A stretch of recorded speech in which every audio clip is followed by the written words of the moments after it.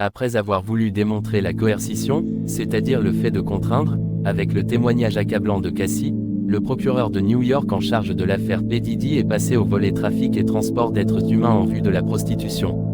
La chanteuse, qui avait signé un contrat de 10 albums, à 19 ans, en rencontrant Sean Combs en 2005 mais n'en a sorti qu'un seul sur son label Bad Boy Records jusqu'à aujourd'hui, a détaillé la semaine dernière à la barre comment elle subissait les soirées freak-off.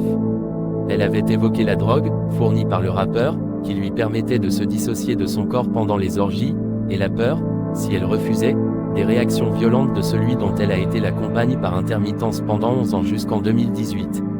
Si, selon Cassie, P. Diddy lui demandait à elle de contacter des escortes masculins, les soirées freak-off demandaient plus d'organisation que ce simple appel à un travailleur du sexe.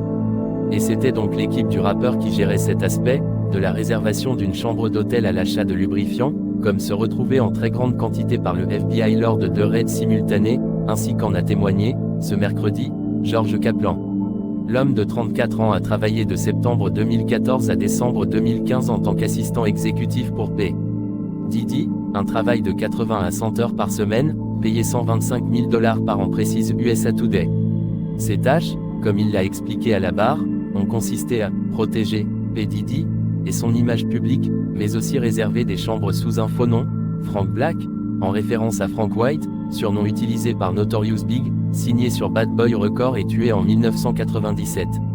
L'ancien assistant dit avoir effectué des réservations dans des villes de plusieurs États américains, dont Los Angeles, Miami et New York. George Kaplan a témoigné, ainsi que le relais l'Independent, qu'une fois la chambre réservée, il devait y transporter des sacs et sortir ce qu'ils contenaient, des vêtements, une enceinte, des bougies, de l'alcool, de l'huile pour bébé et de l'astroglide, un lubrifiant. Il a ajouté avoir souvent acheté lui-même, avec une carte de crédit de la société, le contenu des sacs. L'ancien employé qui est protégé par un accord passé avec le FBI, a également affirmé avoir été appelé par Sean Combs pour lui apporter de la drogue lorsque le rappeur se trouvait déjà dans la chambre, ce qu'il a fait sans poser de questions. L'autre tâche qui lui incombait était de nettoyer la chambre d'hôtel après le passage de son employeur. Moins pour la correction envers l'hôtel que pour éviter que le personnel vende des photos et des vidéos aux médias et ainsi protéger Monsieur Combs de l'embarras.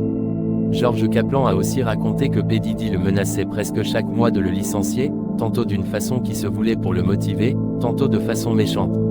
Un autre employé de P. Diddy, David James, a également témoigné à la barre de pression similaire. Ce dernier a été l'assistant personnel du rappeur à la fin des années 2000. Lui aussi a décrit l'intimidation sur son lieu de travail, comme de le faire passer au détecteur de mensonges à 2 reprises lorsque de l'argent ou une montre était introuvable. Il a également été soupçonné d'avoir envoyé à la presse des photos de Cassie blessée à l'œil, en janvier 2009, l'article affirmant qu'elle avait été frappée par P. Diddy. Le rappeur a demandé à voir l'historique de son ordinateur, ainsi que le relais le New York Times. David James a par ailleurs décrit des sacs Louis Vuitton contenant de l'argent liquide et de la drogue qui suivaient P. Diddy à chacun de ses déplacements. Il affirme avoir également été contraint un soir de transporter des armes pour se rendre dans un restaurant de Los Angeles, en 2008, où dînait Suge Knight, rival de P. Diddy actuellement en prison, comme le rapporte TMZ. C'est la première fois, en tant qu'assistant de Monsieur Combs, que j'ai eu peur pour ma vie. Il a démissionné 6 mois plus tard.